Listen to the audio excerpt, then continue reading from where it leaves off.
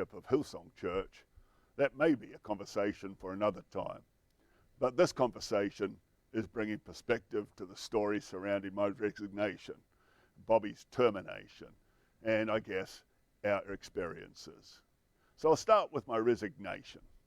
On March the 21st, 2022, in unison with Bobby, I made the hardest decision of my life. And that was to offer my resignation to the Hillsong Church board after pioneering the church in 1983 and giving 39 years of service. I guess a big part of me hoped that the board, knowing the pressure I was under, would reject my offer and continue to fight for me, but that was not to be. We certainly did not want to just abandon the Hillsong congregation, as some have suggested. We adore the people of Hillsong Church, and to be honest, we miss you all terribly. I've often said the real gold at Hillsong Church is not the music, the lights, and all those external things. The true gold is the people. We've been through utter grief this year as we come to grips with all that has happened, and the overwhelming sense of loss as so much and so many we have loved and given our whole life to has been ripped away from us. We would have loved the opportunity to have said a proper goodbye to the Hillsong congregation, but sadly to date, that opportunity has not been afforded to us. I want to be clear. The media and others incorrectly say I resigned because I breached the Hillsong Code of Conduct, but that's just not true. I didn't resign because of my mistakes. I resigned because of the announcements and statements that have been made, which Bobby and I felt made my position untenable. And I spelled out my reasons for my resignation in my resignation letter to the Hillsong Church board. Here are some excerpts that I'll read from my letter to the board, and please note, I didn't see the board's statement of March 18th until after it was made public and was sent to Hillsong's global database. So in direct quotes from my resignation letter, I said, the board's statement to the church has made my position untenable. The board gave enough detail to allow people's imaginations to run wild and draw their own conclusions. The statement did nothing to add my perspective. So understand, I'm reading my resignation letter, just portions of it. So further on, I said the statements that have been made have left me with no choice but to end our time as pastors and leaders of Hillsong Church. And then in another part of my resignation letter, I said, thank you for the opportunity. It has been an honor, and I can truthfully say Hillsong Church is our life's work. I have no intention of retiring, and in the future will still be in ministry, whatever that looks like and wherever that is. My hope is that I could have an active role as founding pastor of our church. That's what I wrote to the board, and that's the resignation that the board were quick to accept. Sadly, in the statements and announcements made, there was enough detail to pour ultimate shame and humiliation on me, but enough ambiguity to leave people to make their own conclusions about what did or didn't happen. Frankly, in many cases, those conclusions are wrong. In my heartfelt apology to the people of Hillsong Church and to the church at large, I spoke about alcohol as having not proven itself to be my friend. But sadly, that has built a narrative out there that I'm an alcoholic, and the stories about my alcoholism that are the result of gossip and whispering and innuendo. The narrative that I'm an alcoholic is false. In fact, I've been told by an expert therapist that I do not display the behaviors that are typical of an alcoholic. My apology was about the specific incidents of which the board are aware, incidents which were unbecoming for a minister of the gospel.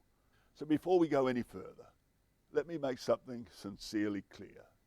I am deeply sorry for people I've hurt. And then prescription medication. It was in the early 2000s, with my constant global travel and the stress I was under, I became dependent on sleeping tablets, which I've spoken about openly many times, including in my book, Live, Love, Lead. But let me be clear. The last time I took a single sleeping tablet was over 10 years ago. And even though I've continued to travel widely, I haven't taken even one sleeping tablet for a decade, It's not an ongoing problem.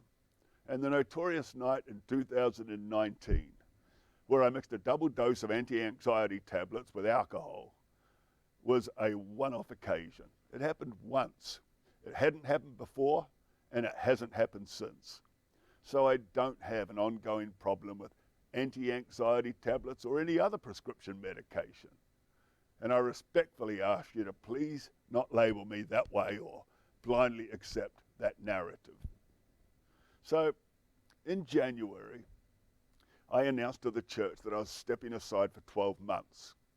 So our departure from Hillsong was actually a progression. When over 12 months ago I was charged with a crime that I'm yet to defend and that I will fight, I was told I would need to step down as chairman of the board, which I did.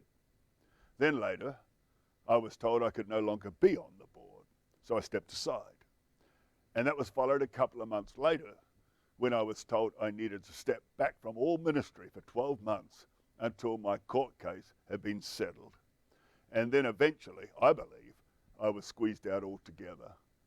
Please know, I know some people don't understand why I'm preaching after I read a prepared statement to the church on January the 31st, which was approved by the board and indicated that I would step aside for 12 months, and now within that 12-month period, I'm traveling and speaking again. But it wasn't my choice to step aside from preaching and leading. It was a requirement of my employers. And of course, sadly, I'm no longer an employee of Hillsong Church. And from December the 5th, 2021, the last time I preached at Hillsong Church, it was 9 months of not standing on a platform or speaking publicly at all. But at the end of August, I started speaking in various cities every week in the USA, which has been a rich tonic for my soul. We're so grateful for the open embrace we've received from so many within the body of Christ all over the globe. Bobby and I have made no firm decisions on what our future may look like, but I'm believing for an extremely fruitful next decade. We're holding on to a scripture I've used multiple times to encourage others. Being confident of this very thing, he who has begun a good work in you will complete it until the day of Jesus Christ. Philippians chapter 1, verse 6. I think the hardest part to understand for Bobby and I, and the most difficult part, has been the loss of relationships. It's been quite heartbreaking for us both, as some people have just disappeared out of our lives.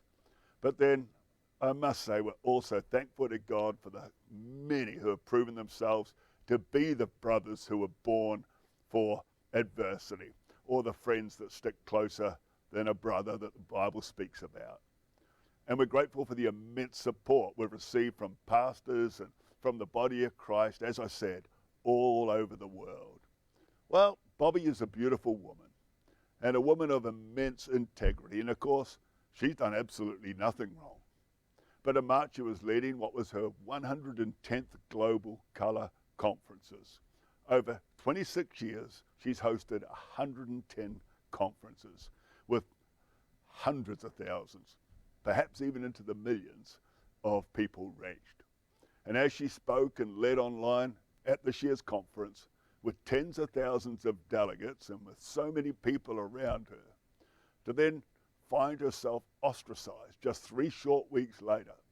And the lack of support that she's received since then has been devastating for her. Well, let me talk a bit about the future. Bobby and I, before my resignation, were praying about the future at Hillsong Church and when would be a good time to transition into more of a founding pastor role. On August the 14th, 2023, it would be 40 years since we founded our church. And we were depositing into Peter and Laura Toginavalu, Peter and Laura Togs, in terms of potentially overseeing Hillsong Australia in the future. Our plans and what, to be honest, I believe was God's will, was not necessarily something that we had shared with Peter and Laura fully, but they've been maturing so beautifully and are clearly gifted and talented, and I think they're anointed. And Bobby also dreamed of Laura continuing the mission of Colour Conferences and the Colour Sisterhood, as she clearly carries Bobby's DNA. But of course, outside of a miracle, I guess that's not likely to happen now. Colour was Bobby's vision, It was her revelation. It was her initiative. And it carried her DNA. So finally, we're so grateful for our 3 adult children and their families who have remained resolute during this season, even though, to a point, they've all also been profoundly impacted by the events of 2022. As I guess happens in seasons like this, there's so much false narrative, gossip, speculation, and all sorts of rumors out there, not just about me actually, but even to a point, judgmental attitudes toward our family. I believe Bobby and I are the same people we've always been, loving Jesus, loving people, and in the midst of the storm, committed to getting back to loving life. Every time, naturally speaking, every time in my life, I have tripped up, and I'm clumsy, so there's been quite a few times I've had to dust myself off and get back up again. And that's how I always want to live my life. If I get knocked down, I'm committed to getting up again. And you remember the fundamental scripture in Romans 3:23, for all have sinned and fall, all of us have fallen, fall short of the glory of God. You and I have fallen, but because of Jesus, that's not the label you wear. And I refuse to carry those labels any more than anyone else. I'm flawed, I've been humbled, but I'm not living fallen, and I'm not living disgraced. I'm living as a child of God with my head held high, chosen, called, graced, and with a God-given future and hope. So thank you to all those around the world who have shown Bobby and I nothing but love and grace. And thank you to our family for your love and your unconditional support. So many people have opinions about what I should or shouldn't be doing in this season. That's human nature. But I want you to know we are submitted to 2 mature and seasoned spiritual leaders who have been a blessing to us in this season. And it's their counsel and their advice that I'm following. So God bless you. Much love. And as someone once said, the best is yet to come.